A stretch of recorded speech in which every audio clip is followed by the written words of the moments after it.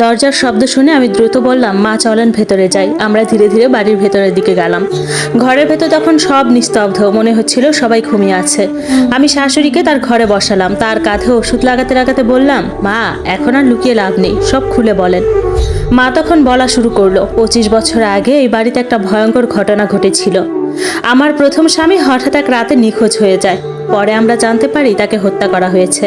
ও আমাকে খুব ভালোবাসতো, কিন্তু আমাদের বিয়ে মেনে নেয়নি আমার পরিবার। তারপর পরিবারের চাপে আমাকে আরেকজনের কাছে বিয়ে দেওয়া হয়। কিন্তু বিয়ের কিছুদিন পরেই আমার প্রথম স্বামী এই বাড়িতে আসে। সেদিন রাতে ভয়ঙ্কর ঝগড়া হয়েছিল ওর শ্বশুরের সাথে। আমি বললাম, তার মানে সোহেলের বাবা? তিনি মাথা নেড়ে বললেন, হ্যাঁ। তাহলে তিনি ফিসফিস করে বললেন, আমি নিজের চোখে দেখেছিলাম সেই রাতে কি হয়েছিল। কি হয়েছিল সেই রাতে মা? তিনি বললেন, তোর শ্বশুর রাগের মাথায় তাকে আঘাত করেছিল। তাহলে এটা একটা খুন ছিল? তিনি চোখ নামিয়ে বললেন, হ্যাঁ। ঠিক তখনই দরজার পাশে একটা শব্দ হলো। আমরা দুজনেই তাকালাম। দরজাটা অল্প খোলা আর সেখানে কেউ একজন দাঁড়িয়ে আছে। আমি ধীরে ধীরে উঠে দরজার কাছে গেলাম। দরজা পুরো খুলতেই দেখি তৃষা দাঁড়িয়ে আছে, কিন্তু এবার তার মুখে কোনো হাসি নেই, বরং তার চোখ লাল। সে ধীরে ধীরে বলল, অবশেষে সত্যিটা বলেছেন। শাশুড়ি কাপা গলায় বলল, তৃষা তুমি এখানে কেন? তৃষা সামনে এগিয়ে এলো, তার চোখে অদ্ভুত একটা রাগ। তারপর সে এমন একটা কথা বললো যেটা শুনে আমার মাথা ঘুরে গেল। কারণ যাকে খুন করা হয়েছিল সে ছিল আমার বাবা। ঘরটা যেন এক মুহূর্তে নিস্তব্ধ হয়ে গেল। আমার মনে হলো পৃথিবীটা থেমে গেছে, কারণ তৃষা সোহেলের নিজের বোন না। তাহলে এই বাড়িতে আসলে কতগুলো গোপন সত্য লুকিয়ে আছে? আর সবচেয়ে বড় প্রশ্ন, তৃষা কি সত্যিই প্রতিশোধ নিতে এসেছে? আমি ধীরে ধীরে বললাম, তৃষা তুমি কি বলছো? সোহেল তো তোমার ভাই।